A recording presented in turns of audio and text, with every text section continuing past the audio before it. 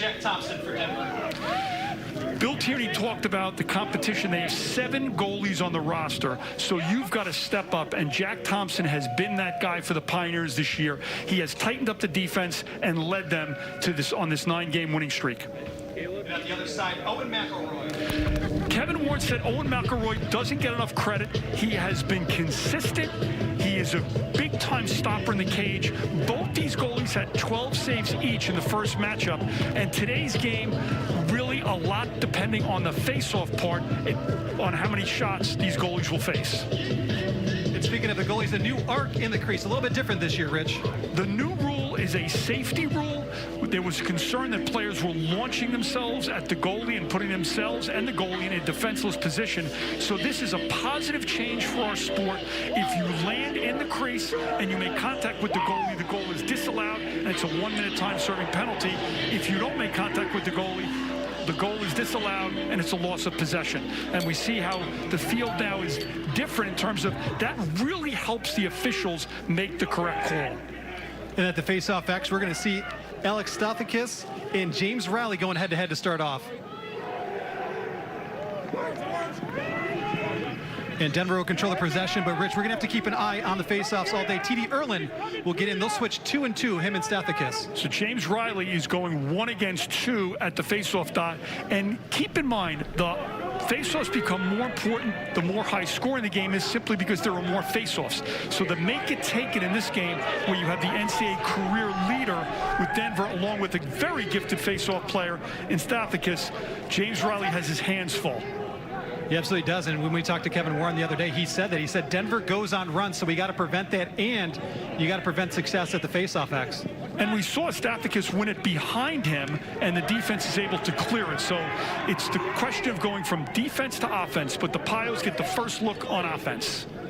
Here's Zach Hutchko coming down the right side. Here's Morrill. Morrill's got a shorty on him. Back behind, coming out and goal! Alex Stathakis. Excuse me, that's Ethan Walker. Ethan Walker, who traditionally is a left-handed sniper. Excellent exchange. In the first game, Denver's midfielders scored 8 goals. So Georgetown's short stick DVDs really have to change it up today. But this is a simple dodge, get it to X. Walker comes down, and not a lot of room, but he's able to squeeze it between McElroy's right hip and the pipe. The Pios go on top early. Stathakis picks it up quickly for Denver, and this is what you're talking about, make it, take it, where they get the goal and the possession going against James Riley. And James Riley has been really good this season at the X for Georgetown. And remind our viewers, it's a 3-on-3 with the face-off unless you win it clean. So to this point, the wing play has not been a factor because Stathakis won the first 2 cleanly. And Kevin Warren told us in the conference call, if we're limited to 15 possessions, we will not be able to win this game. Walker up top to Simmons. And quickly, it's 2-0 Pioneers. Very effective half-field offense, a simple dodge and dump. Walker, left hand, wing dodge, and Simmons is all alone and fires it. 57, Ethan Walker.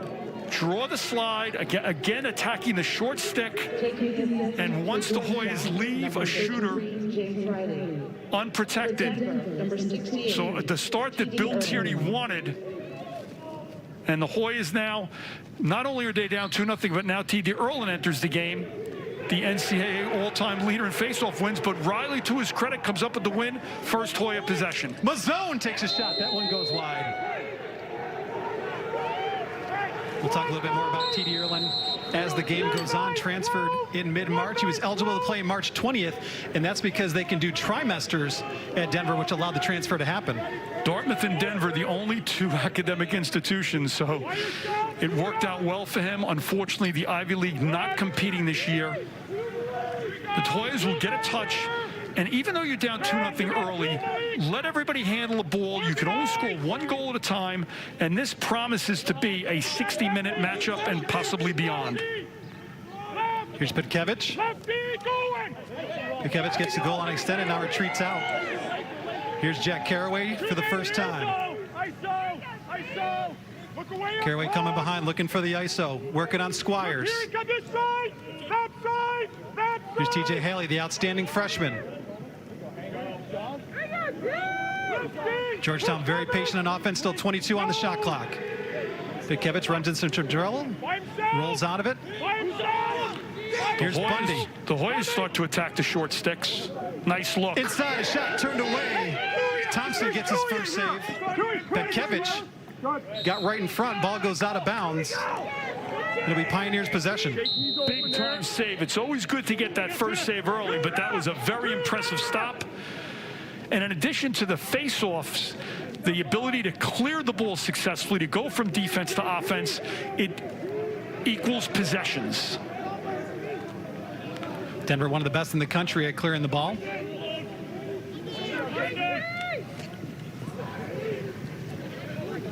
Here's a long pole, a shot. Knocked away. That was Malik Sparrow.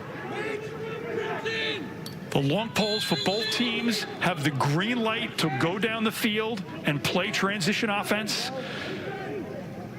And it's difficult for the goalie to pick up the ball in flight when it's coming off a long stick. As long as you back up the cage, good shot.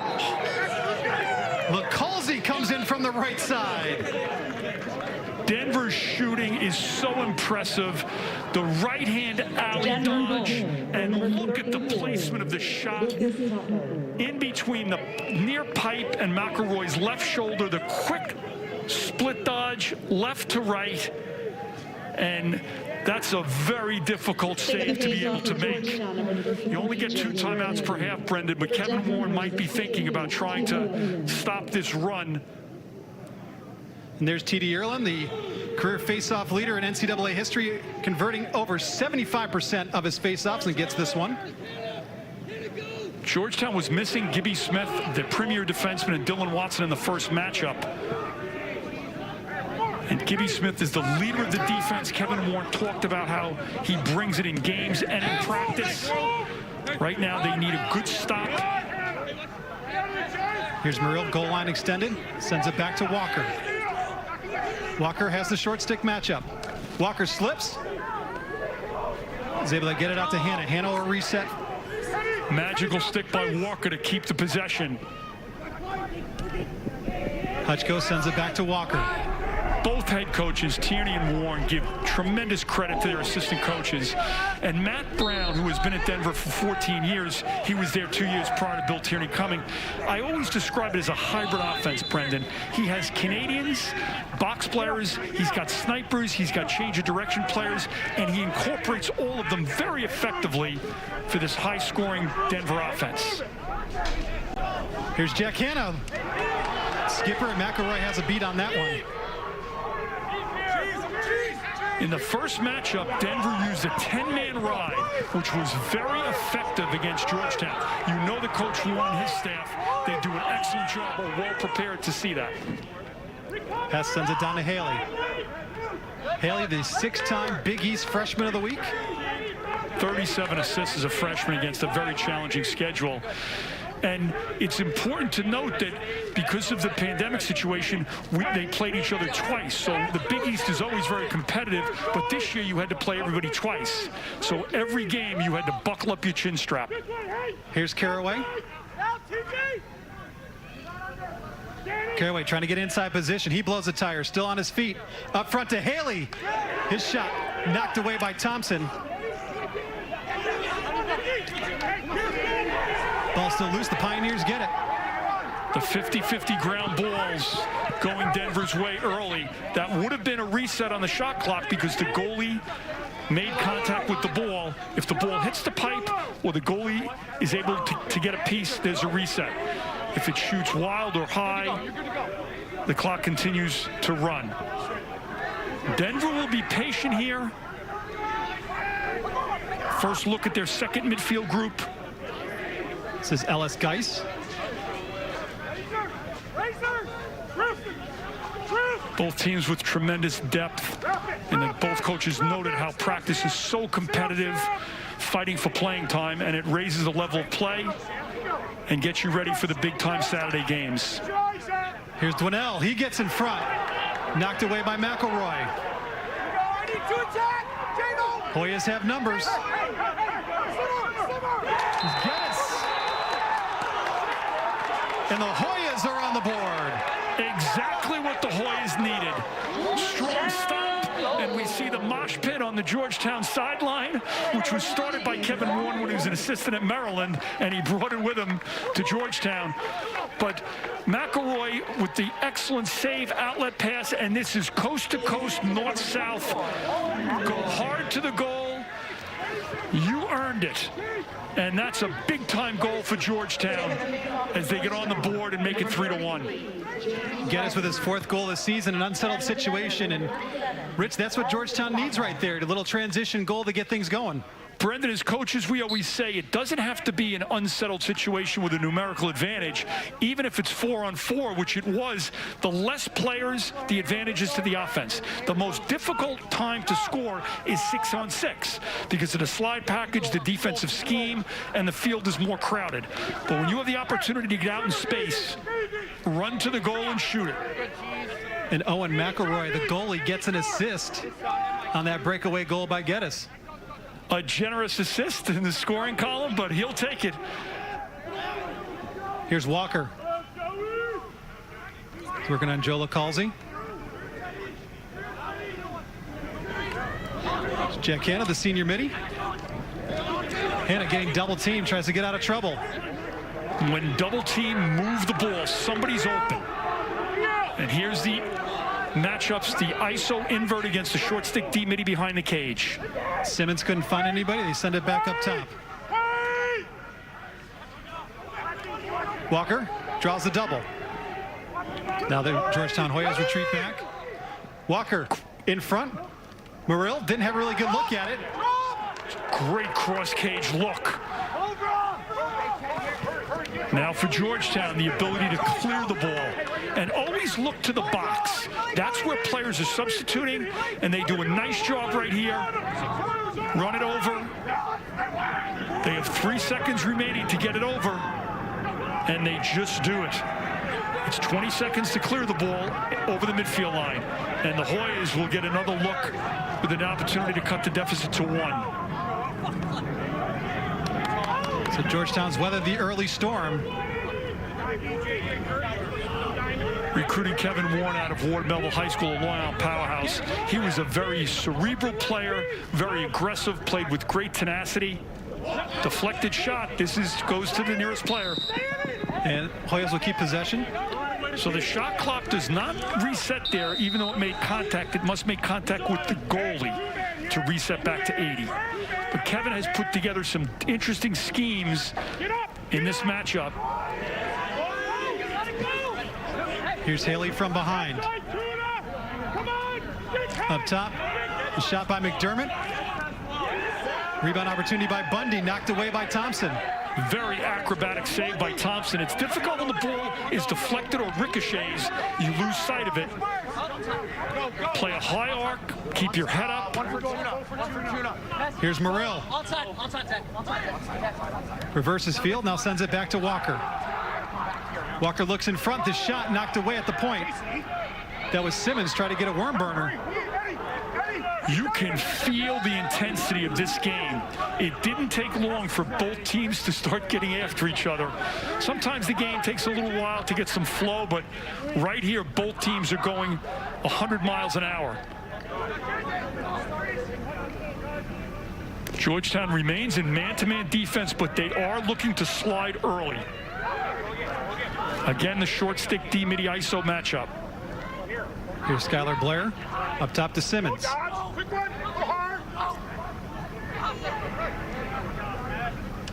Flip back to Simmons. Now we look at short time at 15 seconds. Walker took his eye off the ball and lost it. Let's see if he can get it back. Walker gets it, 9 on the shot clock. Walker takes the shot. McElroy gets a foot on it. And Geddes comes out with a loose ball. The Hoyas looking to run again, 5-on-5. Now it's 6-on-5. They have an extra man. And Denver doing an excellent job in the substitution box. Geddes tries to fight his shot off. Geddes is looking to become the offensive player of the day today. He's been the biggest threat for the Hoyas. Try to muscle a shot right there. Brendan, as a coach, I always viewed the short stick D middies. They run the wing in the face-off. They play man down. They play the defensive situations. They're clearing the ball. They log more minutes than the traditional first midfield. And such an important role to be filled, particularly because offensive coordinators like Matt Brown will look to expose those players. Bundy dumps it off to Hess. Hess tried to get an opening, couldn't find one. Both teams are so well coached. You look at the defensive matchups, the communication, the talking, coordination in the slide package. Here's Hess, gets his stick knocked away. Out of bounds will be Pioneers' ball with 3:43 to play in the first. Terrific lift check. Prevent the player from following through by lifting the bottom glove or checking through the bottom glove. Georgetown in the Rye game, and just a game of inches. The long pole in possession is always given the green light to go over, but a short stick has to stay back. So the offside results in a loss of possession, and good ride by Georgetown.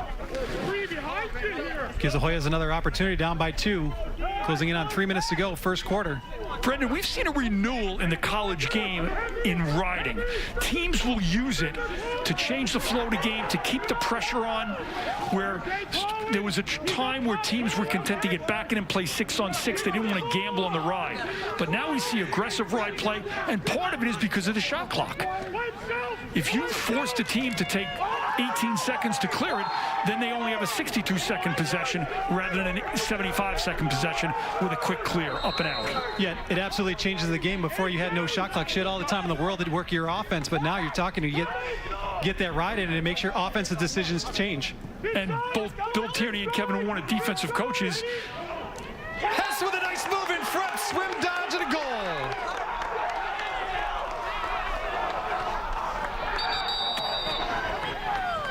Dylan Hess with a big-time move.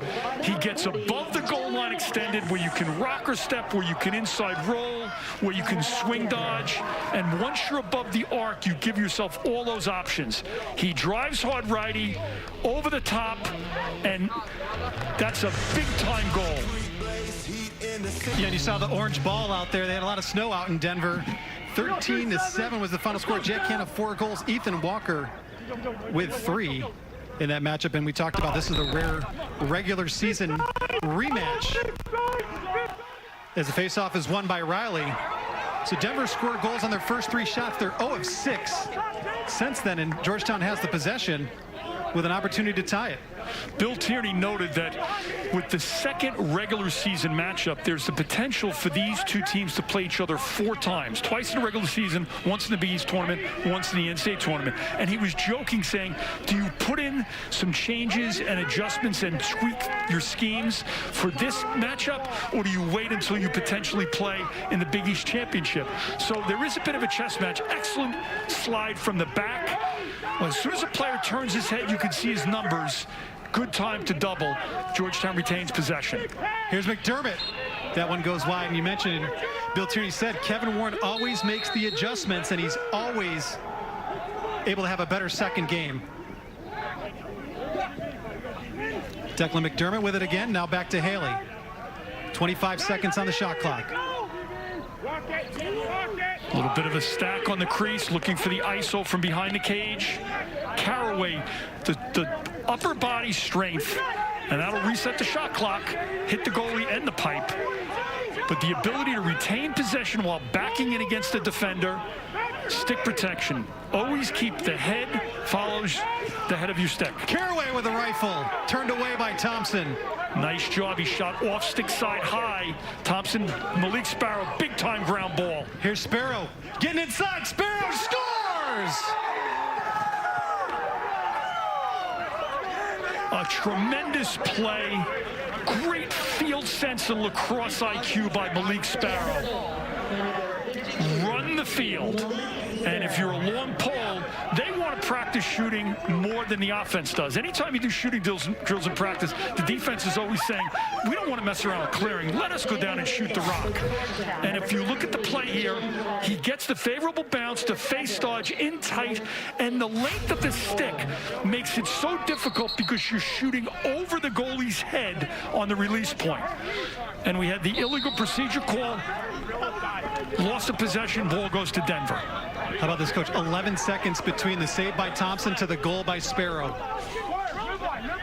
Tremendous athleticism on both sides of the ball. Two outstanding academic institutions.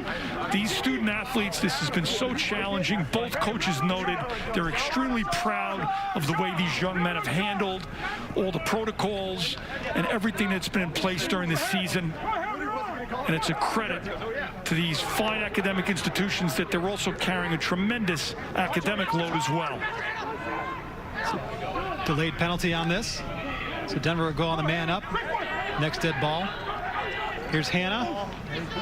Knocked away by McElroy. And there's the whistle to stop play with 12 seconds left, and we'll check the flag. Defense must gain possession or the ball go out of bounds for the penalty flag to be in effect. So this will be a 30-second time-serving penalty. So this will be on Gibson Smith, the senior from Pelham, New York. Let's see if we can listen into this. Good play there, kid. Procedure, play within 5. 30 seconds. 17, Greg? 17. 17. Long shoot. 17. Long shoot. So this will be a 30-second 6-on-5, and you coach man up and man down as a unsettled situation. I believe it's really a 35-second or a 65-second event because you need 5 seconds to balance up the penalty. But as Bill Tierney has said over his long, outstanding career, the best man-down defense is not to commit a penalty. Denver on the man up this year, 15 of 47, 59%. Georgetown has only given up 5 of 24 on the man down. See the extra man advantages right there.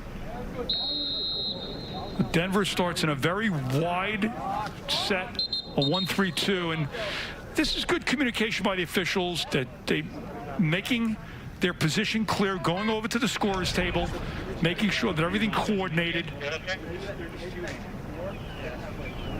And it's been a challenging year for the officials as well. The rule changes that have gone into effect. We talked earlier about the goal arc. Also, there is no motorcycle grip. The rules committee felt on the face-off that it was too much of an advantage when a player would immediately clamp. You'd start out with both palms down. So now they want continuous motion on the ball. They don't want anybody coming in from the wing and, unloading a big body check as well.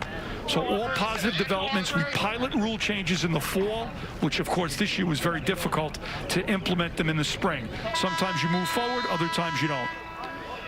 So Bill Tierney's all three tremendous impact players, and what an addition to the Pioneer program. Denver chose to hold the ball so that there'd be no face-off to start the second quarter. Excellent cross-cage look. That is textbook extra man offense put in by Matt Brown. And Denver pushes the lead to 5-2. Always defend the back pipe. Passes that are outside passes are possession passes on the perimeter, but any passes that go inside are potential scoring opportunities. Riley Curtis finishes the easy layup. Take a look at that one again, Coach. Quick ball movement, keep it in flight. It's the look-away pass, and when you're late getting to the back pipe, you've got to make that check while the ball is in the air, and that split-second difference results in a Denver extra man goal. Denver extends the lead to 5-2. Erlin at the X. We see 17, Gibby Smith putting the lumber on, and that's what he brings to this Hoya defense. And off the wing, there's an example of wing play on the face-off resulting in the possession. Well, especially when you go up against a guy like T.D. Erlin, the wings are so crucial to that face-off. Against premier face-off players, and we certainly saw Trevor Baptiste in his outstanding career, you've got to try to turn it into a 3-on-3 rugby scrum whenever you can. Kevin Warren joked that when Trevor Baptiste was a sophomore, he won 21 in a row against Georgetown. I said to him, Kevin, I can't even start my car 21 times in a row. But he said, we stood on the sideline, you're helpless because you never got the ball. So it makes the sport of lacrosse so unique. We talked about the make it, take it at the beginning of the broadcast. Here's Petkevich. Bill Tierney noted that Petkevich creates strength and depth in the Hoya midfield that allowed Dylan Watson to go to attack. This is Lucas Kotler, transfer, big, strong midi that can sweep and bulldodge from up top, draws the slide. Bundy up top to Caraway. And Thompson's there to make the save. Shooters like to go high, but particularly when there's a screen on the crease, the three-quarter bounce shot on field turf, in my view, is the most effective shot. Remember, I'm a former defenseman, so I had one career goal at UMass. But shooters, they like the big-time rip. But in that situation, if the goalie makes the clean save, then it's up and out in the clearing game.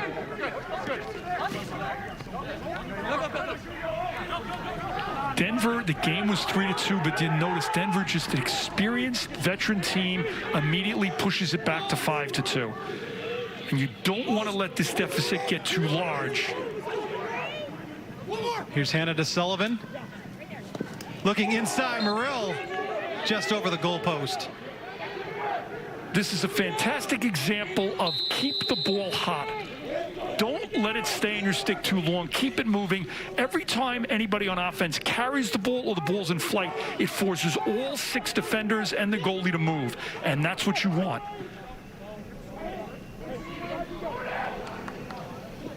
Here's Jack Hanna working on Geddes. And all the passes, the crisp passing game in the box, the area above your shoulder, parallel to your head. Another cross-cage look in the crease on Denver, so the ball goes back to the Hoyas, and the quick restart rule. What a positive for our game. Back in the day when I was coaching at CW Post, we used to blow the horn when the ball went out of bounds on the sideline, ball went out of bounds on the end line. It's a player's game. Let them play. Let it be north-south. Denver showing the riding game, forcing the turnover. Geddes loses the handle on it. Morrill will bring it in. Now here's Simmons. They'll hold off and wait for the offense to get on the field. And those are the missed scoring opportunities when you do not bring the ball from defense to offense. Plus, there's a fatigue factor. Denver can run players through the box. You can't sub on defense on the fly. Here's Ellis Geis. Geis coming down the right side. Kotler. Kotler wants to back it out. Looks like he's going to take one down the right side. Hoy is quick to slide and rotate. Recover, meaning that the off-ball defensive player gets in on the back pipe or to the crease. Walker had a moment, he got inside. Ball rolls around the crease. Morrill had it. And we're going to have a crease violation on Morrill. Ethan Walker, excellent stick protection, tucks it, and see again, try to get above the GLE, the goal line extended, and he's able to get it, but he can't get his stick back to release it, and then an effective stick check on the back pipe. Here's McElroy. McElroy has some space, dumps it off in front, score! That is Dylan Watson, the second assist this afternoon for the goaltender McElroy. This is a goalie's dream, just short of scoring a goal, but what a heady play by McElroy. Denver shows the 10-man ride that was so effective in the March matchup. And McElroy is not guarded, so he runs the ball. And this is classic offense. Draw the slide, make the next pass, wide open layup. And if you're Bill Tierney, it's aggressive play, and Georgetown made you pay, but it doesn't mean it was a bad play. Clean win on the faceoff. Here's Riley. Riley gets it knocked away by Thompson. It's reminiscent of what Albany used to do, especially with Blaze Reardon. Your goalie can be part of your offense. 10 players on the field, and goalies like to jump into those shooting drills that I noted earlier. That, Tammy, you can't interfere with the goalie's stick while he's in the crease. You can try to go underneath it, but not off top. That's what resulted in the quick whistle restart. But Georgetown, after the goal, winning the faceoff draw and having the one-on-one with the goalie, that was an excellent job by Thompson, because then the Hoyas would be on the quick 2-goal run.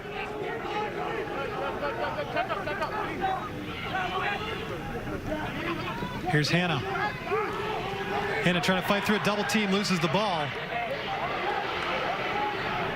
And it looks like it'll go out of bounds. Last touch by Georgetown, so Sullivan will have it on the restart. Look away, look to the box. Here's Walker. That got the Hutchko. Georgetown finding their matchups, getting settled in. We approach 20 seconds on the shot clock. Walker now will take it behind. You can hear the calls, the defense, the communication. Murill over to Hanna. Hanna fires. McElroy turns it away. He'd like that one back. He shot it stick side. Again, good ball movement by the Pioneers to find the open man. And these are the situations where the Hoyas have to clear it successfully. Both goalies with 5 saves so far. Turnover in the midfield, and Ethan Walker picks it up for the Pioneers. Brendan, you can always redirect the ball. It may not look pretty, and you'd love to make the fast break outlet pass and run the length of the field. But in the clearing game, if you can't go up and out, the best play is to redirect the ball and swing it back to the weak side, particularly when that's the substitution box side, because that's when the good guys are coming out of the box that you can throw the ball to. Geis gets it knocked away momentarily by Jack Leary. Geis picks it back up. The Hoyas have played a lot of consecutive minutes on defense here. Walker trying to get top side. Georgetown's been able to recover when they slide. Denver wants to make them pay for that. Kotler gets inside off the post, and we have a flag down. That is the 26th pipe that Denver has hit this year.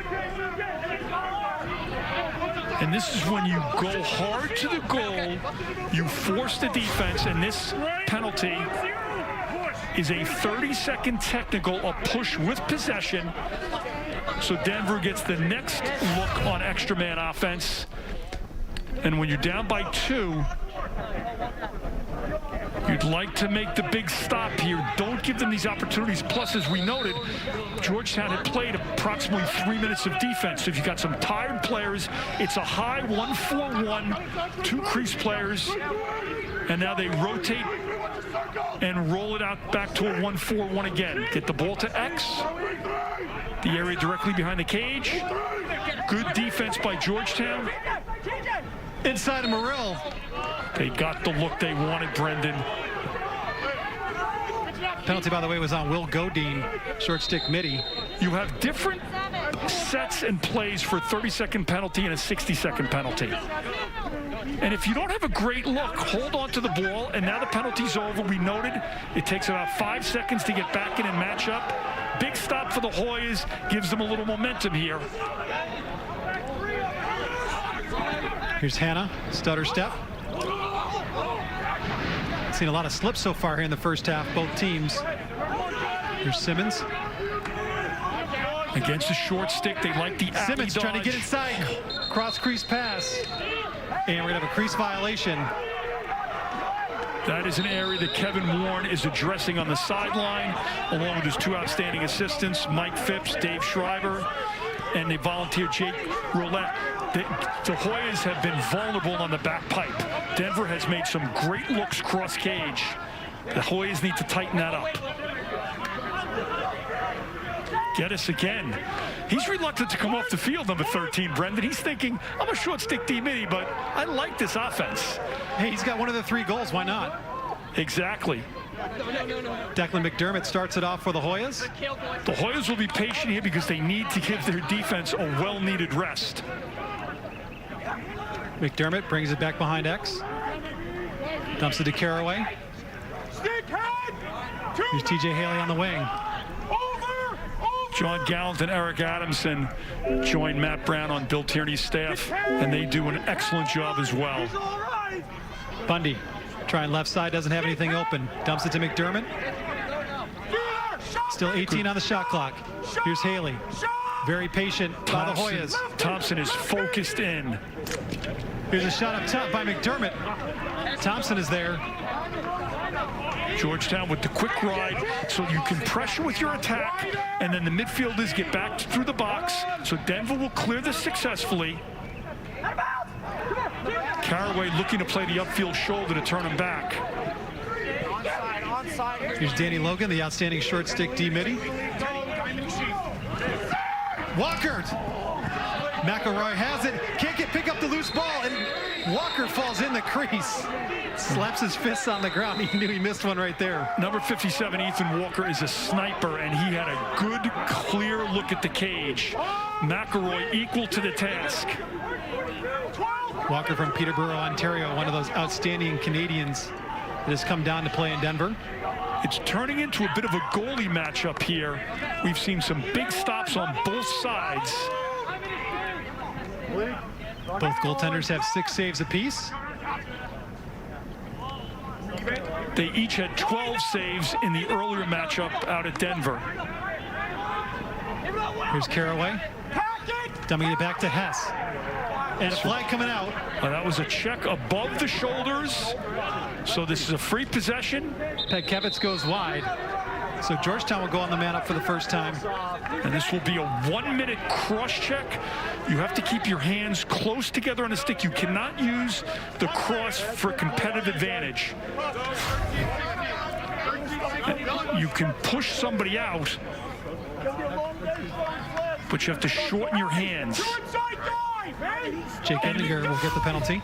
Brendan, that's why you call them kids, even though they're college student athletes. But when the flag is down, teams have a tendency to hurry up and take a shot. As long as the flag is down, it's a free possession. Well, Georgetown goes with a 1-4-1 high set. And now they will reset the shot clock. After a penalty is assessed, the shot clock immediately goes back to the full 80 seconds. So there's this 20-second differential here. It's a 60-second penalty with an 80-second shot clock. So if they don't get the look they want, they'll still maintain possession for the remaining 20 seconds. The Hoyas had 8 man-up goals this season. Here's Petkevitz up top. Rifle by Watson, he scores!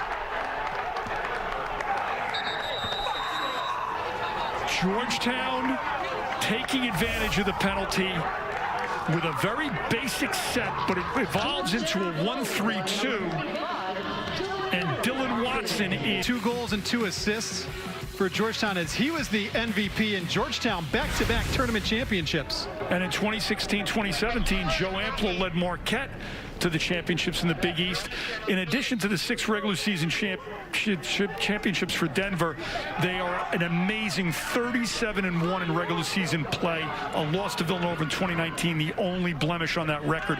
Great pressure by the Pios. Look at Riley winning the face-off and saving the possession against the very intense double team. And the Hoyas start out with the ball, trying to build some momentum after the man-up goal prior to the timeout. So Denver scored 12 seconds into the second quarter. They haven't scored since then. They've gone over 10.5 minutes without a goal. Last 2 goals by Georgetown scored by Dylan Watson. Last one on the man up right before the break. Here's Haley. Haley gets in front. Stick save by Thompson. Haley with only 4 goals coming into the game, but he has had some good looks and excellent dodges, quickness, change of direction. Georgetown choosing to pressure on the ride again. Move to the ball. Your attack has to be involved in the clearing game. Don't let it just become between the restraining lines. Come up and play, and the teams will match up and play 6-on-6.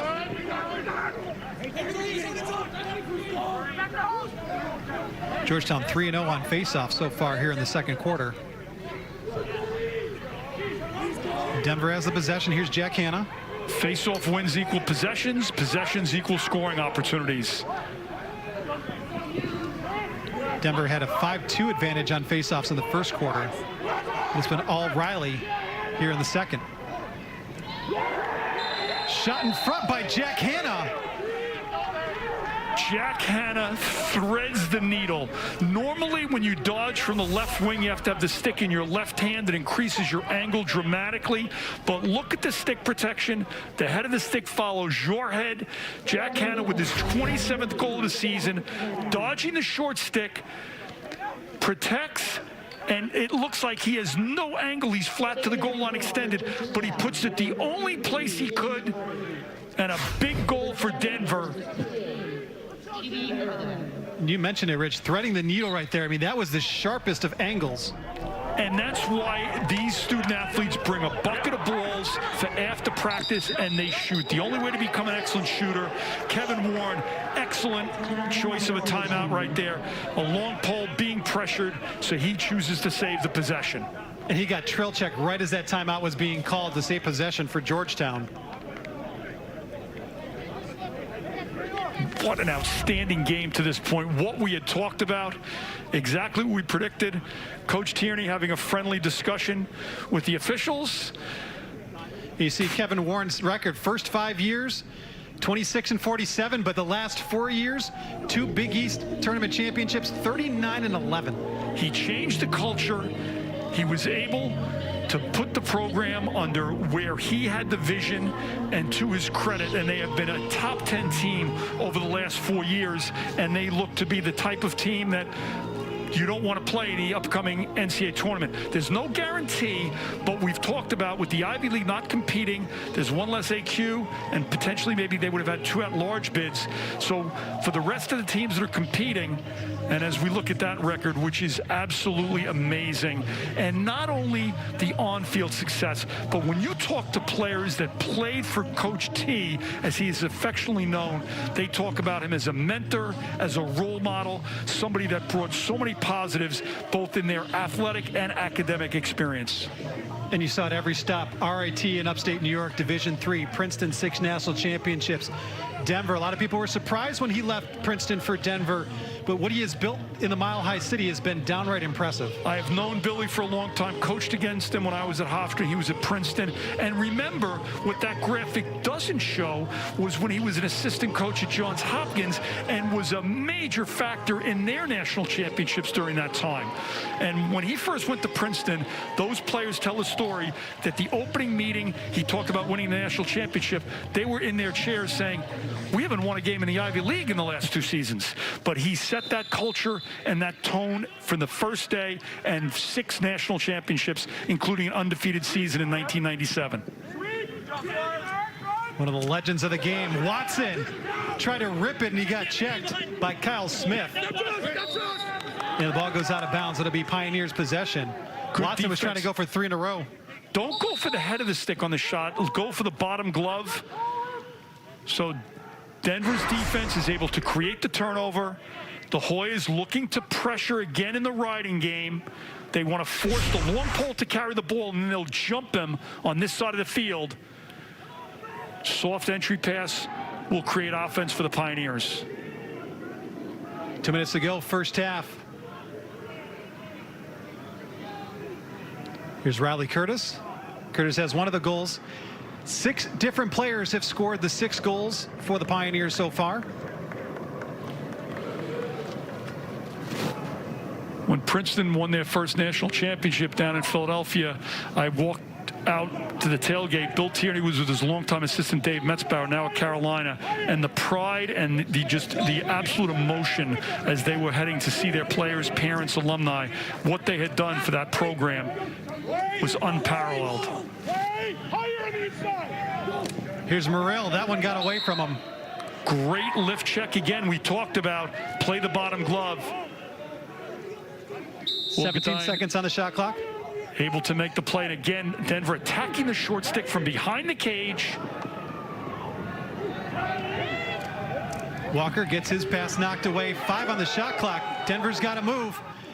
Inside. Curtis just got it on net. Here comes Geddes. Unsettled opportunity again for Georgetown. Geddes already has a goal. Takes the shot. Just knocked away barely by Thompson. Just got a piece of it. He baited Thompson. He looked like he was going to throw the ball cross field. And another timeout. This one taken by Denver. Denver did not have the defensive players on the field that they wanted, and they realized Georgetown would have a numerical advantage coming out of the box. A wise timeout for Denver. Take a look at Jack Thompson, the sophomore from Castle Rock, Colorado. 12 saves against Georgetown in that first matchup where he gave up only 7 goals. we should note in this game, the reason why there's been so many deflections is both teams defensively play with their sticks in the passing lane with the idea of don't give up that inside look. So we've seen a lot of lift checks, trail checks. We've seen the second slide, which is so important. And at this level, you need the first slide on a successful dodge, but the second slide. These players are so gifted, Brendan, that they look past that initial slide. They look to the back pipe. They look to redistribute the ball. And let's credit both offenses for being extremely unselfish. When they're playing with their head up, make the next pass, and they both do it effectively. So, Rich, there's no fans inside Cooper Field, but you can get some fans here along the railings getting creative to make sure they can see their Hoyas. But here's the ride that you're talking about, Rich. You take the look, McElroy with the save, the out pass, clearing pass to Geddes. McElroy very proud of his labors. He's had quite a half. He's been great in cage, on the clears, and he has 2 assists as well. In my view, both these goalies are underrated. They weren't big-time names coming into the season, and there wasn't a lot of hype, but you cannot have aspirations of winning a national championship unless you have a big-time stopper in the cage, and both these teams have it. And when you are strong in the cage, it gives the defense confidence. They know that they don't have to go out and play an 18-yard shooter. It tightens up the defense, and also so important and essential to success in the clearing game. Well, the Hoyas came into the game leading the nation in scoring D, just a little over 7 goals a game. McElroy leads all D1 goalies with just a little over 7 goals against. The Hoyas started the season with a 16-1 win over Villanova and a 19-1 win over St. John's. And then the second Villanova matchup was an 8-7 win for Georgetown, but they've had some really impressive numbers, and those are the unforced turnovers. Don't be flat-footed, move to the ball. Short passes are happy passes, but that does not make Coach Warren happy. And Coach Warren takes the timeout right here. Talking about missed possessions, I mean, it's a 2-goal game under a minute to go. You had an opportunity to make it a 1-goal game. And have the last possession of the half. Now they've given up that opportunity to Denver. So it becomes a bit of a chess match. Usually you want to keep one timeout in your back pocket to save for a possession or late in the half, and it's use them or lose them, Brendan. So obviously you can't carry it forward into the second half. So now the Hoyas will need to come up with a big defensive stop. Well, here's a shot at T.D. Erlin, the transfer from Yale. He's been outstanding since he's come to Denver. This is his 4th game played so far, but it's a long line of outstanding Denver faceoff guys. We all remember Trevor Baptiste. And how about Trevor Baptiste? He was the former NCAA record holder. Trevor Baptiste was such a phenom and gave Denver those extra possessions as a freshman. He was instrumental in them winning the national championship.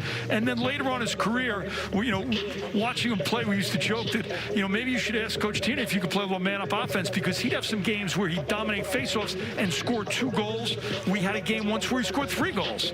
So he became such a big-time player, and the ability to win faceoffs and dominate time of possession was instrumental in not only Denver's national championship, but their success during his career. Well, T.D. Erlin had a lot of success in high school at Victor High School in suburban Rochester in upstate New York, and set a lot of New York State records. Went to Albany for 2 years. Then after Yale won the national championship, he transferred there. And this year, with Yale not playing, he had an opportunity to transfer to Denver. But Rich, it's important to keep in mind, he is going to graduate from Yale. They worked out a deal that both compliance offices made sure that all the credits would work out. He could take some classes here at Denver, but he will get a degree from Yale. And Brendan, you're a Rochester guy, so you know and saw him play in high school. Played for Scott Moore at Albany, played for Andy Shea at Yale, and before he came to Denver, Bill Tierney asked the face-off guys, and they were all on board. It'll make us a better team. And this has carried through from the first quarter into the second quarter. They are evenly matched. It's a great rivalry. They know what's at stake moving forward, and let's anticipate the same type of action in the second half. What teams need to do: win faceoffs, make saves, stay out of the penalty box. And the faceoffs, James Riley, Kevin Warren in the conference call had all the confidence in the world that James Riley would be able to match up against 2 outstanding faceoff players, and he was correct. The faceoffs to this point even, it's 6-5 in Georgetown's advantage. A couple of them have been contested, and one was a change of possession. But I think that Riley has been better because he's gotten the wing play involved. And notice the opening face-off here, Brendan, 2 poles up. You're allowed 4 poles in the game, so Georgetown chooses to start with a short stick on the defensive half of the field and put both poles up on the wing, create some havoc. Again, a great win by Riley. Now you have potential trouble because you're making the long poles handle it. So get an attackman up. Good start for Georgetown. And we'll continue to see them double pole on the face-offs. Well, Riley came into the game 64% from the faceoff X. And don't forget, last week, Denver-Villanova at halftime, the faceoffs were 6-6. Excellent point, Brendan. And the faceoff wins allow you to control the tempo of the game. Here's TJ Haley, the NCAA leader in assists, a little over 4 per game. We hear the call, who's hot? The hot player on defense is the slide guy. He's the guy that's leaving if there's a successful dodge. Denver quick to double. Here's Bundy. Bundy ran into a traffic jam, now dumps it off to Caraway.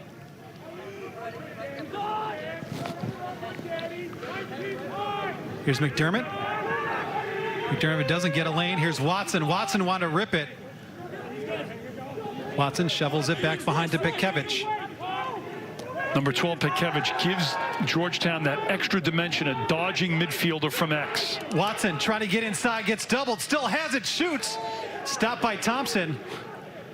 Number 45, Dylan Watson. The Canadians are amazing. How they can control the ball in their stick. And they're not shy about it, Brendan. They don't put it in the other hand. I'm a lefty or I'm a righty. There's none of this stick protection. Let the body protect the stick. Great poke check. That is Kyle Smith that picked the pocket of Graham Bundy. But you're right. I mean, they all look at John Grant Jr., who's a magician with that stick. Outstanding Canadian box player, working in those tight spaces. And these Canadians grew up watching these guys play box and working in tight spaces. And you can see that when they come out to the field game. John Grant played for legendary coach Bob Schillinglaw at the University of Delaware.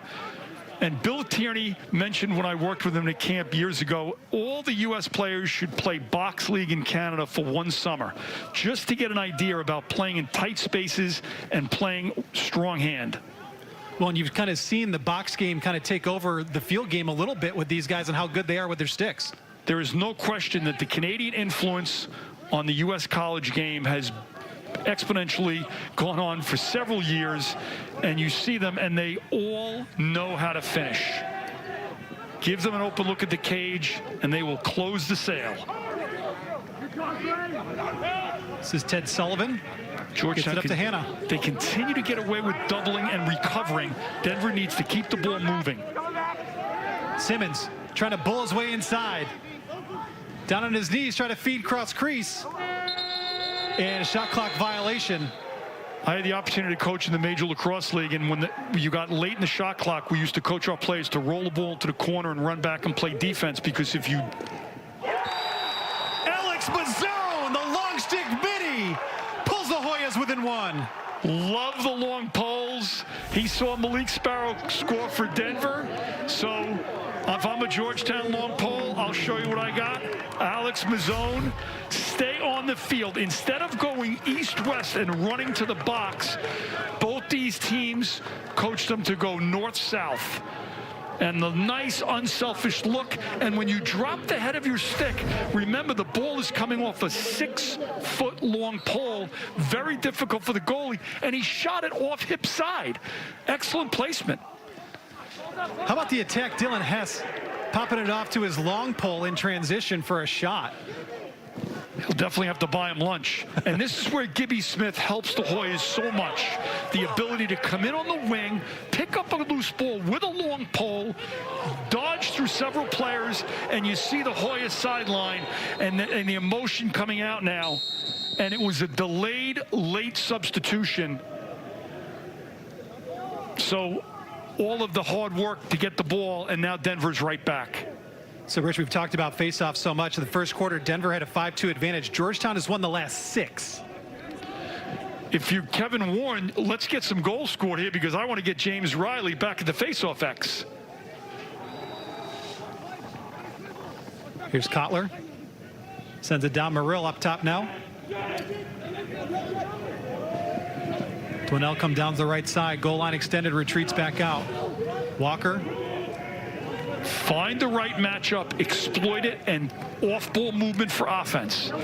For defense, it's your triangle. Man-U ball, excellent look. Hang him up on the back pipe. Simmons looking for Walker, streak into the goal! The consistency of the Denver offense and moving the ball, and they got the great look as 57 Ethan Walker on the move, catches the feed, and finishes. So 6-on-6 offense is tough to do, but not when you have these type of players. And Georgetown got caught. They were a little late. They ran it off the pick game. And there's a sniper. Speaking of Canadians, Alex Simmons, the native of Smithville, Ontario, gets the assist. Georgetown worked so hard to get that clearance situation, and great pressure by the Hoyas. Caraway with a big ground ball. Another example, that time Denver able to pick up the ball off the wing with the pole, but not able to get it into the offensive half. So Georgetown returns the favor. So after Georgetown scores, Denver returns the favor in 1:17 to go back up by 2. But Georgetown now has the ball off the faceoff. Here's Petkevich. Brendan, it seems like every time Georgetown gets it to win one, Denver answers. If we get to a tie game at any point, the intensity level will even be higher. Here's Bundy. He rips it, scores!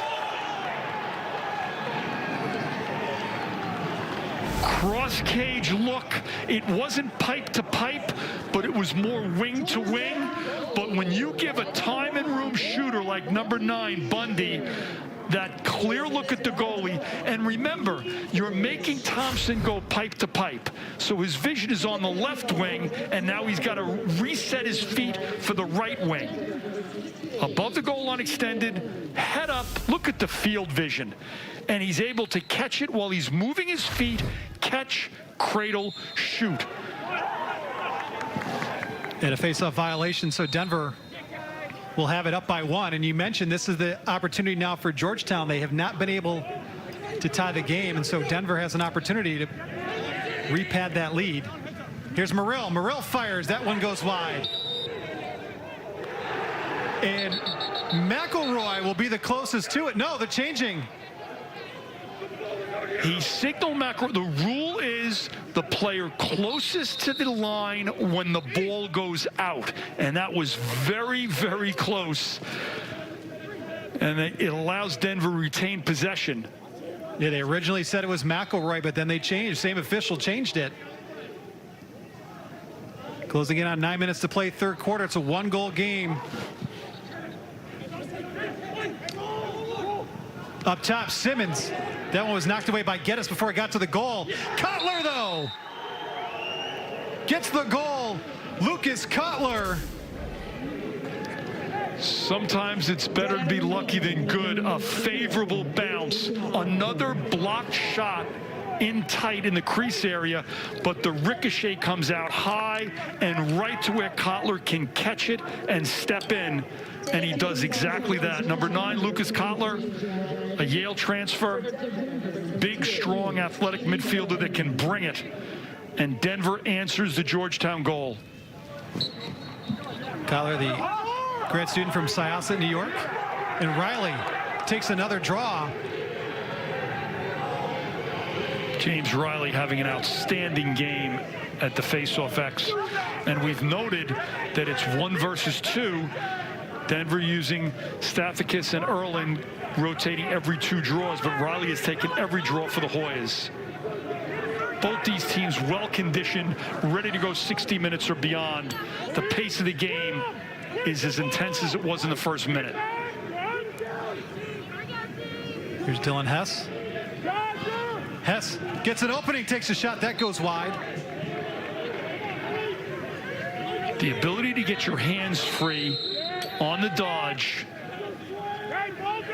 And right now, Georgetown was looking to go big little. By that, you dodge against a short stick and a long pull from behind the cage. Hess trying for the left side now, and now we'll retreat back out working on Sparrow. Pitkevich. Good choice. Georgetown being very patient. Here's Bundy. Hess will fire. That one goes high. The ability to know when not to shoot is as important to know as when to shoot. Short time on the shot clock, 15 seconds. Here's Caraway. Caraway goal line extended. Now we'll go back. 10 on the shot clock. Caraway working on a long pole. This is a one-on-one ISO shot. Try to get it inside. Looked like he was going for Pitkevich. The ball gets knocked away, and here come the Pioneers. This is Danny Logan. Strong defensive possession by Denver.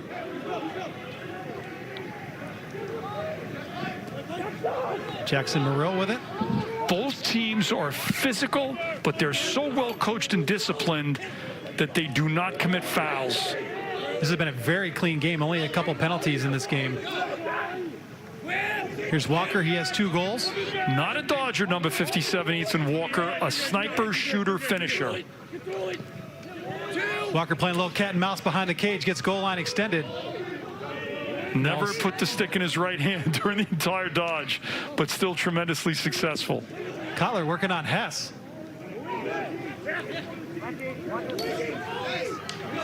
Here's Sullivan. Very rarely do you see Denver shoot early in the possession unless they have a real clean look. And Walker trying to bait with the look away and then the shot from a tough angle. Here's where the Hoyas need to go from defense to offense. It increases the value of Riley's faceoff wins and gives them possessions. You have 20 seconds. Denver with a very aggressive 10-man ride. The cage is empty. Thompson is completely out of the cage. And here we'll see the open shot. And a trail check, and Watson couldn't. He's got big shoes to fill. Not only is his dad in the Hall of Fame, his grandfather's in the Hall of Fame, and his great-grandfather's in the Hall of Fame. That's his great-grandfather, Kelso. That's his grandfather, Bill Morrill. And this is his dad, Mike. Great lacrosse family for Hopkins. You see the Hall of Fame induction for his father, Mike Morrill. And you see the family right here, Rich. Jackson Morrill, going to Yale, broke that tradition, but not in terms of level of excellence. And what a tremendous family legacy. And lacrosse has that camaraderie and those tremendous traditions over time. And it's great to see the geographic expansion of our sport. Bill Tierney, by coming out to Denver, became an ambassador for the West, winning the national championship in 2015. And our game continues to grow. I recall playing at UMass, where dominated by Long Island players now, players from 15 different states, 3 provinces in Canada, all the rosters. Great There's ball a shot movement. inside by Watson, and it's back to a 1-goal game. Kevin Warren, affectionately known as Shrek, he asked us to call him out on the air, will take credit for that. Coach D, during the timeout, I put this play in, and Dylan Watson would catch it on the crease, but this is textbook 6-on-6 offense, and it was tic-tac-toe. The ball movement gave number 45, Dylan Watson, an excellent look, and this is the spot where he wants to shoot from. He's in the slot, and he goes low to high, no chance for Thompson, and again, Brendan, we're back to a 1-goal game. So after Denver led early 3-0, this is the 5th time the Hoyas have cut the lead to 1, and each time Denver has responded. But now Georgetown wins the faceoff. And Gibby Smith, under pressure, had to throw it across the field. So the advantage of having the long pole on the faceoff, number 17, can come in and mix it up. But then it's hard to control the possession and handle the ball with a long pole. And the errant pass results in a turnover and a Denver possession. So the make it, take it, even though the Hoyas won the faceoff and had possession, will not occur. So Denver gets possession up by 1. Every time the Hoyas have cut it to 1, Denver has been able to respond. Will they this time? Here's Jack Hanna up top. Hanna looking to dodge right side. Look at the pressure and the tenacious defense by Georgetown. And they're able to double. They didn't get the ball to the ground, but they get back and play 6-on-6. So they'll continue to do that. Here's Sullivan. Sends it behind to Morrill. Burrell reverses field, and they'll send it to goal line extended. 20 on the shot clock. Walker up top, working on Geddes. Another lengthy possession by the Pioneers. Hanna trying to get inside. Hanna loses the ball. And Kotler skips it back. Denver will maintain possession. 3 on the shot clock. And there you go. There's your Major League Lacrosse. Let me just dump it in the corner as a shot clock violation occurs. Good lacrosse IQ by Ethan Walker. He's 50 yards from the cage. Just throw it out of bounds. Let us run to the box, get our defensive players in. And again, Denver also has an opportunity now to set this very aggressive 10-man ride against Georgetown. Make the long poles handle the ball. And Smith shooting on the open cage. Just missed it. Before the game, both coaches speak to the officials and say, if we go with a full-length, full-field shot, it's a shot, so that it's not incorrectly called a pass. Clearly his intent was to shoot on the goal. So the correct call was made. Georgetown closest to the end line, maintained possession. Here's Bundy. Georgetown looking to tie it up. Bundy gets inside. That one just off the mark. Nice job walking the tightrope of the crease and not stepping in the crease. And you have to shoot the length of the field against the 10-man ride periodically, Brendan, to keep the goalie honest. Because it's like stretching the field in football when you throw a deep pass. Here's Hess to Caraway. Jay Caraway has a short stick. His eyes are lighting up right here. Caraway shoots. That one goes wide. They're working that left side. And immediately Colin Squires changes the matchup to get back. Number 38 on Denver to defend number 19, Jake Caraway. That mismatch, have to take advantage of those opportunities. Here's Hess. Hess from the left side. That one goes wide. And look for the Hoyas here to either roll the ball to the corner or throw it into the crease. 3 seconds on the shot clock. And they will throw it into the corner. Shot clock violation. Georgetown will substitute. And you always throw it out of bounds far enough that you get more time to recover. 3 minutes to go in the third quarter. So the Hoyas had 3 opportunities there to tie the game up and were just off the mark. Georgetown with 10 shots this quarter. Denver only 5. Shots on goal even up 16 apiece. Here's Hanna. On a short stick ISO, the long pole is forced to slide, and now Georgetown is locking the short sticks off the ball to prevent those dodging opportunities. Both teams man-to-man, true to their philosophy. Hanna shoots and scores! What a big-time shot at a crucial time in the game. Jack Hanna, he just sort of lulled everybody to sleep. He's dodging. It's not a hard dodge. And this is why he has 28 goals on the season, number 3. Look at the... He's not going full speed. Now he stops, drops the head of his stick against the right-hand goalie. He beats him over his left shoulder to the near pipe. That is a near impossible shot. And again, Denver can stretch the lead to 2. Here's Riley with a face-off. Riley thought about shooting, but then kicked it out. Brendan, James Riley is keeping Georgetown in the game. Because these face-off wins, even though they're not converting into goal scores, they are giving the Hoyas possession of the ball and keeping Denver's high-powered offense off the field.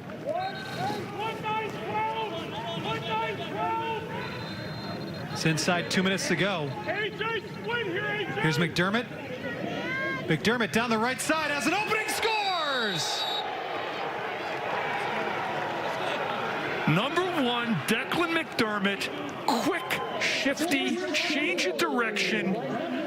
Again, to score from the left wing with the stick in your right hand requires phenomenal shot placement. And it's not how fast you shoot it, it's how accurate. Look at the stick protection, and then for Denver, Coach T will certainly talk about you never go over the head when you're beat, because it opens the door for the player to tuck his stick, and a talented player like McDermott finishes the goal. The scrum at the X, and Riley had it momentarily. It's loose. Now Gibson will have it. Gibson Smith. Redirect. Gibby Smith with a good job on the redirect to the defensive half.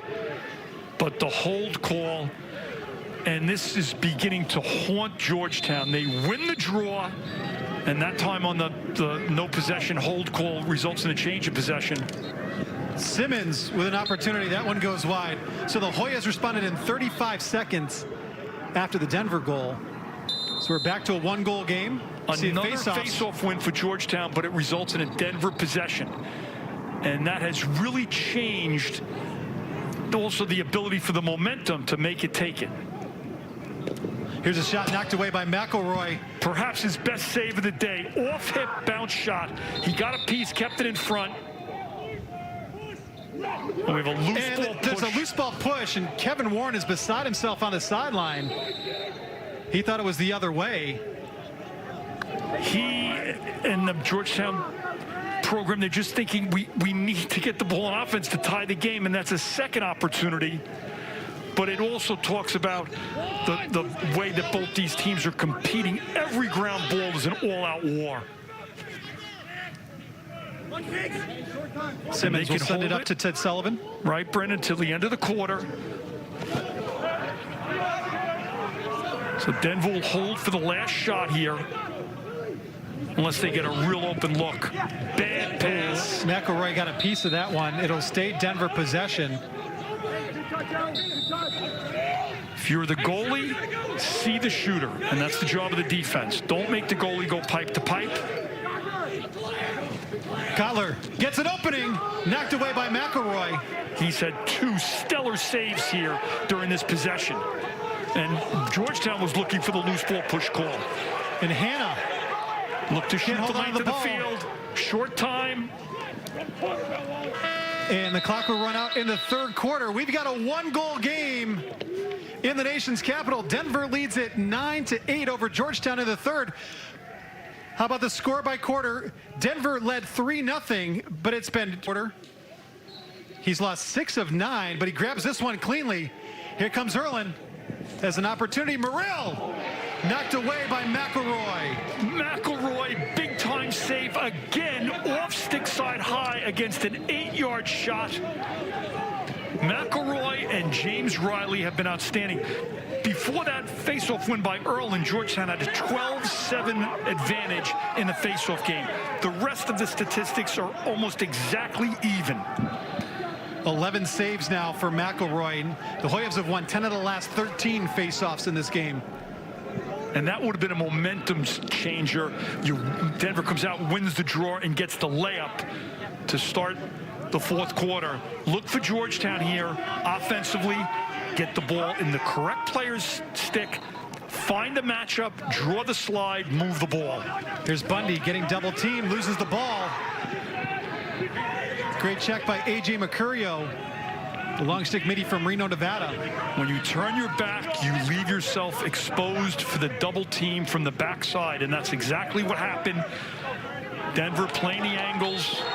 And the ball goes out of bounds. It's off Hannah. Georgetown gets possession back. The riding game. Both teams believe in it. They both buy in completely. And if you're an offensive player, you can play hard on a team offense, but also in the riding game, and you get another possession. Here's Jake Caraway. Squires has been doing an outstanding job on him so far today. McDermott sends it down to Haley.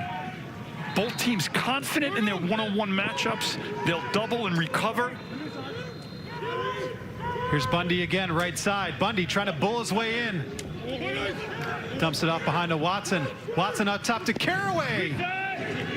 Thompson makes the save. Thompson with an excellent save against Caraway, an outstanding offensive talent. So Georgetown got a good look. We'll see if the Hoyas continue to ride aggressively. And they do. Look at the area at the restraining lines. Oh, and Smith lost the ball. It works. Here comes Geddes. Georgetown has numbers if they want to move. Geddes backs it off. Geddes wants to stay on, right, Brendan? We talked about it. But when you have so many players in a small area, that's why the attack has to get deep in the corner. And Denver has to do a better job of breaking to the ball, finding the seams in the riding game. You have 7 players to clear it. They only have 6 players to ride. Use the goalie to your advantage. McDermott comes down right side. Has to send it back to Haley. Haley gets goal line extended. Dumps it off to Carraway. Carraway had some room momentarily, opted not to shoot. Alley dodge versus the short stick. Look at Denver, Here's Hess. quick to slide. Hess gets his ball knocked out of his stick. That was Danny Logan who got a piece of his stick. Denver gets the possession back. Number 19, Danny Logan for Denver. Excellent trail back check to get the lift. And there we see what we've talked about. Ethan Walker, an attackman, coming over the midfield line, number 57, to help in the clearing game. Oh, and a turnover. And we've got a penalty on the play. And we're going to have a slash. An inopportune time for a penalty. No time is a good time, but when you're aggressive. 1 minute. 316, tripping, 1 minute. So Jack Leary will get called for the penalty for the Hoyas. Number 16, Jack Leary, the short stick D-mini for Georgetown with the tripping call. Now this is a 1 minute, 60-second penalty.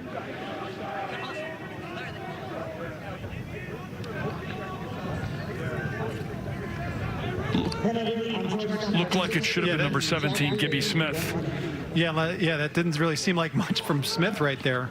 So Denver with a very high 1-4-1 on this. And Coach T needs to keep his karma good right here, because your extra man in a 1-goal game and an unforced turnover in the first 5 seconds. Now, how will Denver choose to play this, Brendan? Will they go aggressively? Because now it's 6-on-6 in the riding game. Normally, you're 7-on-6, you have the advantage, but right now Denver can pressure and play man. They choose to force the action, and now we have a loose ball push that's waved off. It's a play-on call. So Georgetown cannot take advantage of the turnover, and they lost some possession time on man-up, but they still have the ball with plenty of time for a good look. They lost about 20 seconds of the possession in that changeover. But they Curtis also comes on need the to field get their extra man players back on the field. Backside Curtis had an opening for a moment. Walker cross field to Simmons. Here's a shot by Morrill, knocked away by McElroy. McElroy out of the cage, now he'll retreat. No Fred's foot, it's white ball. And they're calling it Georgetown possession. They're saying it was not off the shot, it was off Morrill's foot. Brendan, in my view, Denver too unselfish in that extra man. They had 2 opportunities to shoot it. They wanted the perfect shot. And now Denver is riding hard. Again, when you're man up, you can play aggressively. Here's Watson in front, scores! Watson short-handed and the flag comes out. What a turnaround. The missed opportunity for the Pioneers. Georgetown able to clear the ball despite being number 45, Dylan Watson. The assistant to number 48, Wallace Hopper. Look at the cross-field pass, and then the late hit by Malik Sparrow, number 52. So this will result in a man-up face-off for Georgetown. Dylan Watson did not play in the first meeting in March out in Denver. He has made his presence felt in game 2 as he has 4 of the Hoyas' 9 goals. They waved off the penalty. They called it a loose ball penalty. A technical foul is wiped out by a goal. If it's a personal foul, it still remains to be assessed. So the call was a push with possession, 30 seconds, waved off, so the teams are both all even. Here's a shot inside. That one goes wide, and Rich, finally the Hoyas tie it up on their 6th try. 5 times they pulled within 1 goal and couldn't get it tied. This is the first tie since 0-0. We are very fortunate to be watching 2 of the top teams in the country go at it head-to-head. And the first matchup was a lopsided 13-7 win for Denver, but these two teams are ready to go the distance. This is like a championship boxing match. And it's fair to say, similar to NFL games where you start to chart the possession time, now as we get below 10 minutes in the fourth quarter, and with the 80-second shot clock, it's interesting to note what will you do with each of the possessions and how many will you get. Big save by Thompson. McDermott turned away by Thompson. Ball still loose in front. Denver will have it, but then it's lost. This Mercurio couldn't get the handle. Still loose. And here's Squires coming out with it for the Pioneers. Nice job by Denver. Number 38, Colin Squires. Big-time defender, team leader. Denver had 4 red shirts around the loose ball. Georgetown couldn't get upfield quickly enough. Here's the short stick ISO matchup. Number 3, Jack Hanna for Denver. Here's Ted Sullivan. Sullivan dumps it off for Kotler to Hanna. Simmons tried to swim dodge. Couldn't get around Hess. Hess has been playing 2 ways. He's been doing a great job both ends of the field. Georgetown rotates so hard in doubles, but they managed to recover.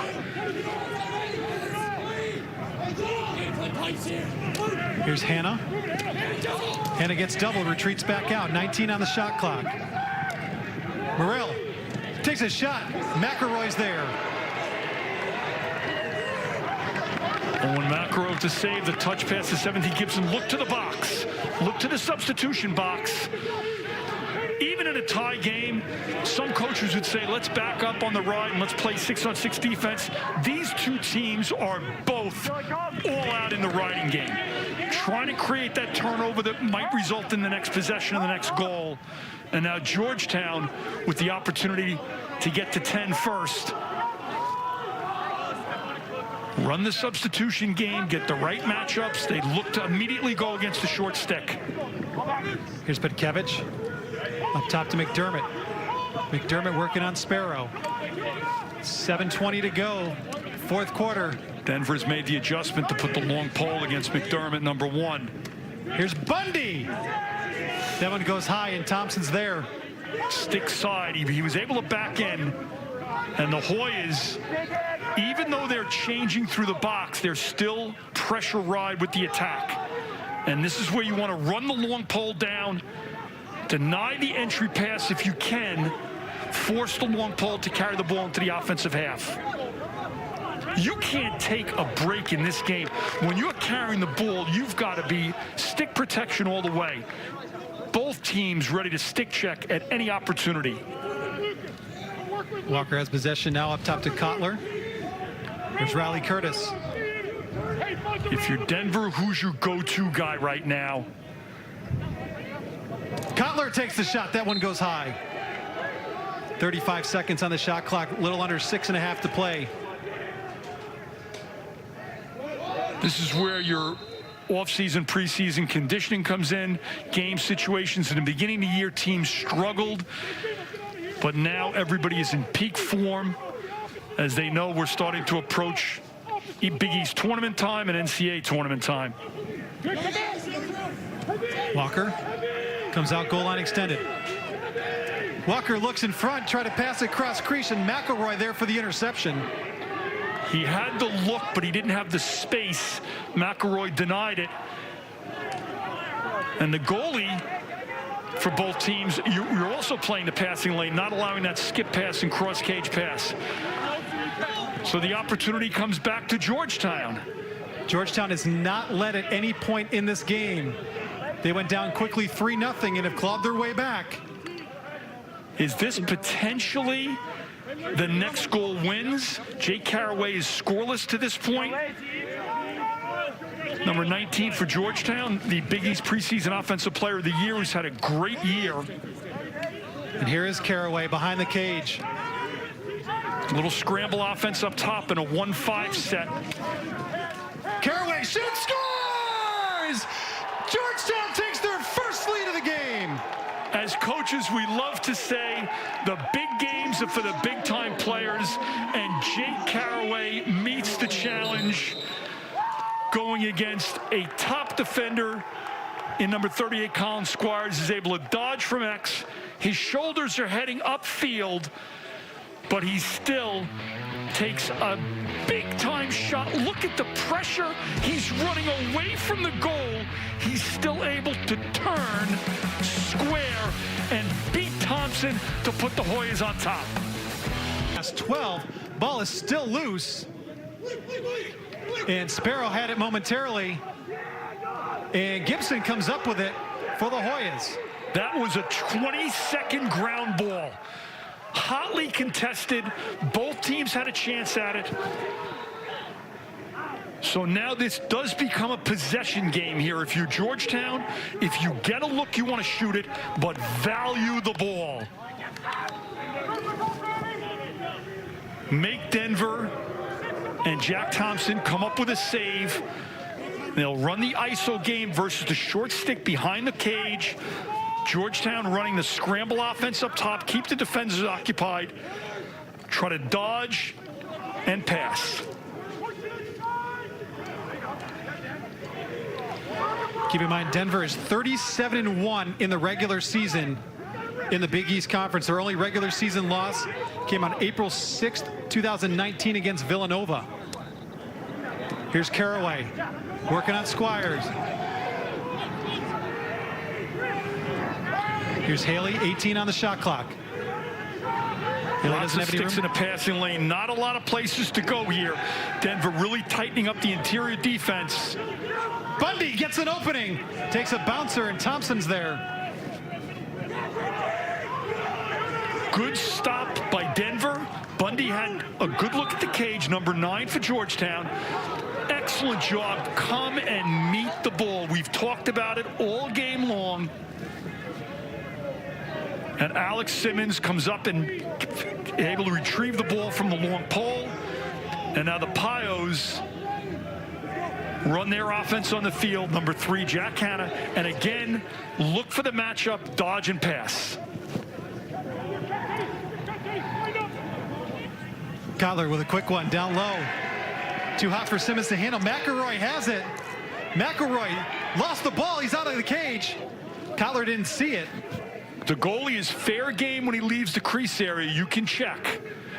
And McElroy didn't really have anybody to go to. That's where your defenders want to get to the corners, give them an outlet. Here's Walker! We're tied at 10. We said it about Caraway, the big games are for big-time players, and Ethan Walker, over his excellent career at Denver, is in the same category.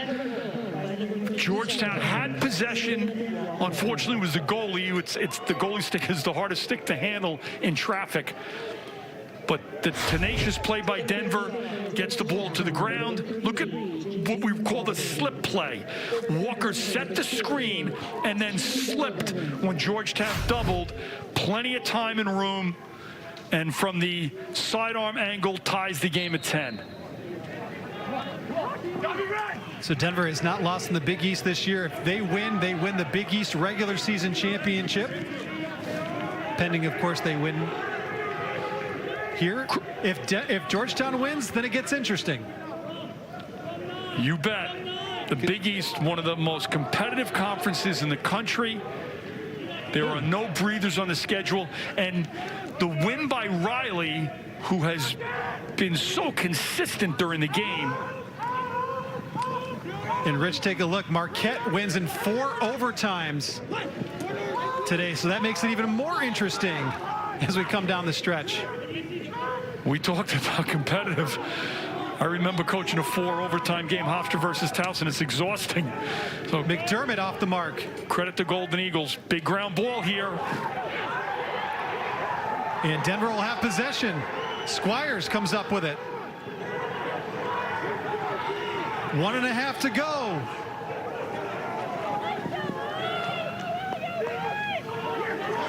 There is about a 15-second difference between the shot clock and the game clock. Number 3 in red, Hannah. Number 13 in gray, Geddes. And Bill Tierney chooses to use a timeout here to set the offensive possession, get the right players on the field. You always script the play here, Brendan, but it doesn't mean you're not giving your players the ability to freelance here. This is the beauty of lacrosse. It's a free-flowing game. You trust your players' judgments. You give them schemes, skill sets, and let's go out and play. This game has exceeded expectations in terms of the talent level, the intensity, and we are looking at a thrilling finish. Tie ball game, 1:17 to go. You see 56 seconds left on the shot clock in the Denver timeout. And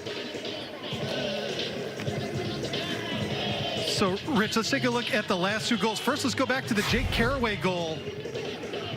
Straight dodge from X. Squires trailing, and Caraway able to shoot and get some speed on it while going away from the cage, giving the Hoyas the first lead of the game. And then Denver runs the 2-man slip play, and Ethan Walker, I've referred to him as a sniper because I think that's the best definition of his game, but the lefty finisher ties it for the Pioneers. So if you're Georgetown, you want to create pressure, but you don't want to slide prematurely. Don't create offense for Denver in this situation. Stay true to your matchups, defend your goalie, and number 24, Owen McElroy, is the most important player on the field right now. So the fans who aren't actually here but are here, get some Denver fans over there. So nobody's inside Cooper Field, but there's a fence, as you can see, around the stadium where fans and students have lined up. Even guys on crutches found their way over here. It's a great venue here. I don't see many textbooks. I don't see any studying going on by the Georgetown students at this fine academic institution. Great day. Spring is here. So look for Denver to attack the short sticks. They go with a very wide 1-3-2 set. Dodge the short stick, draw the long pole, move the ball. Very patient. Hannah's the one with the shorty right now up top. And they will run the clock down. You look to go at 15, Brendan, so you have the rebound opportunity. Or if the ball checks loose, you don't want to go under 10 and run the risk of not getting a shot off. Nice. Here's Walker. McElroy is able to make the stop. Ball go out of bounds, and it's Georgetown possession. 34.8 to go. Have to clear it here. Have to clear it. And Kevin Warren, you can take a timeout in the defensive half after a stoppage in play, Brendan. You can't take it if play is going on. And very wisely, knowing that Denver has had success with the 10-man ride, Kevin Warren chooses to use it. Look for him to put additional short sticks on the field so they can get the last shot of the fourth quarter and hopefully win the game. On offense, you can call a timeout even if play is in motion. Well, that defensive timeout, that is something that's new just for this year. Correct. And since it was a change, the shot clock remained at 80 seconds because it had just been set. And they ran the same play that Ethan Walker just scored on. They ran the slip play where he screens and there's no contact on the pick, and 2-man games, similar to basketball, so important in lacrosse. And he ran the slip, but he was a little further out, and McElroy protected the near pipe and was able to make the save. Ball went out of bounds on the sideline, and who was there? Number 17, Gibby Smith, team captain for Georgetown, to get the possession. How about that stat line for Owen McElroy, the goaltender? 14 saves and 2 assists. He'll be asking Coach Warren to be on the man-up team next week when they play Providence. So the beauty of the timeout late in the game, or at any point, Brendan, is the best players are on the field. Georgetown puts their best 6 on offense, and Denver their best 6 on defense. And the same rules apply for the Pioneers. Don't create offense. I would be surprised, unless they get an unbelievably clean look at the cage, that Georgetown will shoot early in this possession. They don't want to give the ball to Denver, and they have to clear the ball successfully first. They're going to choose to run it out. Good choice. Malik Sparrow, number 52, ready to match at the midfield line. So Geddes runs off the field. And now we have another timeout. So now that we get this in the offensive possession, 22 seconds to go. And now Georgetown will take the timeout. Brendan, that's why you save him. Kevin Warren had 2 timeouts. He used one to set the clear. Now he uses his final timeout to set his offense.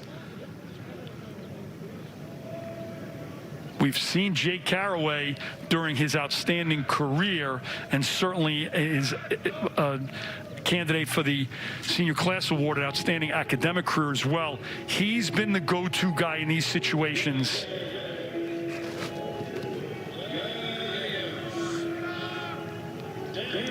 So let's take a look at Ethan Walker, the grad student from Peterborough, Ontario. And Rich, that first goal was beautiful, and now you take a look, the feed from Simmons behind, streaking to the cage. And this is the final one. You see he just slips that screen and gets the goal.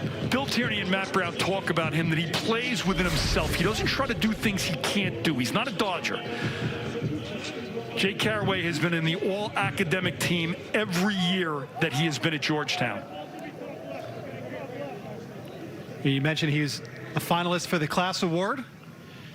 Is one of the 10 finalists for not only your work in the classroom, but your work on the field and your work in the community. And here we go, 22 seconds to go. Tie ball game, 10-10. Georgetown looking to avenge their one loss to Denver earlier this season. Here's Watson. Now to Caraway.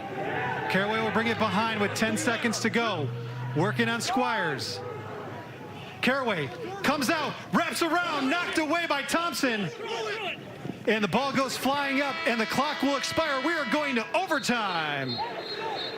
It is fitting with these two outstanding teams that we are going to overtime to determine who will position themselves very favorably to be the #1 seed in the Big East tournament. Oh, they've gone at it for 60 minutes. We talked earlier that they were ready to go 60 minutes and beyond, and that has come true. And the first face-off of overtime really is so crucial. You can't overstate the importance of it. The captains will go out again. They set the clock at 4 minutes, and this really should be sudden victory rather than sudden death as a terminology. Take a look at that last possession again, and Caraway is the guy that you want to have the ball, and he had an open look. Just wasn't able to finish it. And he looked to go with the, over-the-shoulder shovel shot. But Thompson holding the pipe. Number 20, Jack Thompson, he has been outstanding as well. Both goalies, big-time games. We've talked about Ethan Walker for Denver, number 57 with 3 goals. Dylan Watson, number 45 for Georgetown with 4 goals. And James Riley, number 33 for the Hoyas, has really been the guy that made this game the way it is, because if Denver had dominated the faceoffs, we would not be looking at an overtime situation.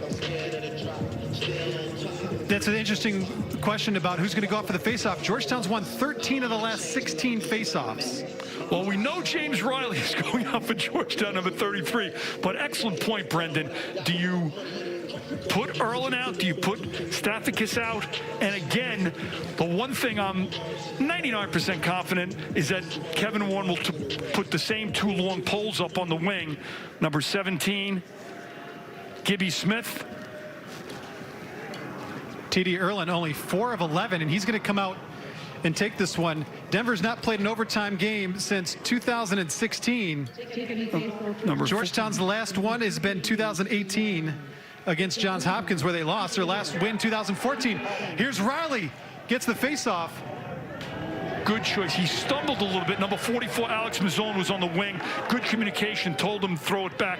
He thought about running to the cage, but once he stumbled, he needed to redirect the ball, which he wisely did. So the first possession goes to the home team. On overtime, as coaches, you always say, don't give up a bad goal. Make them earn it. Redone! Pitkevich, back to Haley. We hear the redodge called dodge and redodge, means dodge and roll back. Here's McDermott up top. High pick game by Georgetown. Trying to set the screens high and above the crease slot area. Here's Bundy.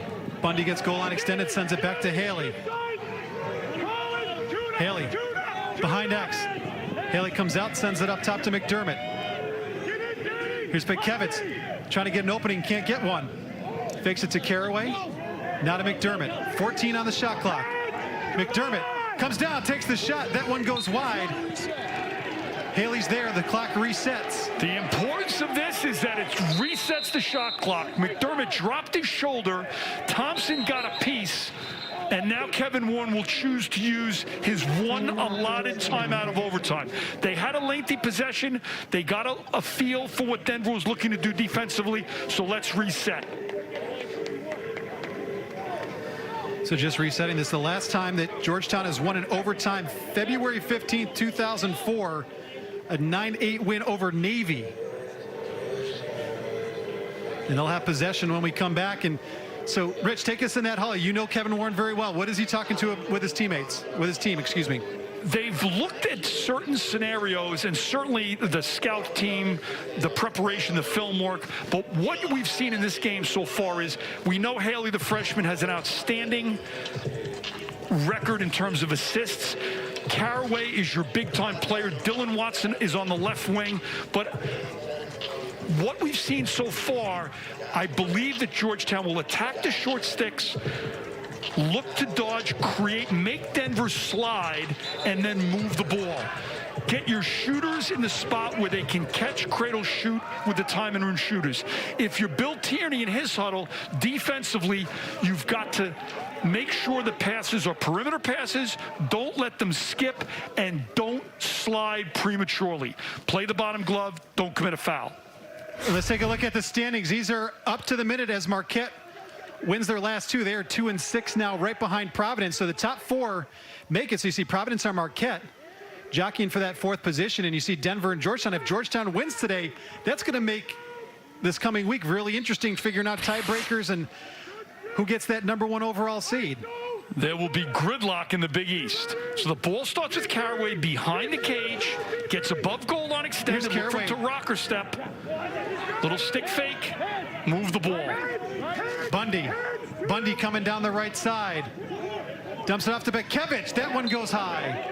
So they used the rollback, throwback. Pitkevich had room to get his hands free, and Jake Caraway, as he should, going back on the restart. He's the guy, picks up the ball, and he becomes the initiator and potential scorer. Caraway tries to fire. That one might have gone off the pipe. It was hard to tell. Thompson may have got a piece of that too. The shot clock resets. Georgetown has had possession the entire overtime period. All it takes is one opening. Pitkevich back behind, now comes out. Denver sticks in the passing lane, playing the bottom glove. Again, look at the short stick matchup, Brendan. Pitkevich to McDermott. McDermott sends it behind to Haley. Out to Caraway. A risky pass right there to the inside. Caraway able to maintain possession. Here's Caraway. Wants his right hand. Caraway will re-dodge from the X. Working on Squires. Caraway. That one goes high. Not the shot he wants right there. When you leave your feet, you lose that lower torque, that front lower hip that gives you your power. But they were able to keep possession. Denver playing a lot of defense here. Bundy reverses field, now comes right side, looking for some help. McDermott fires, scores!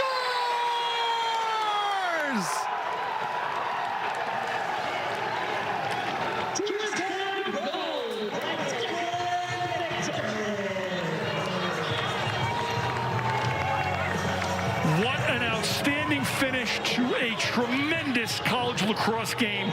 Two of the most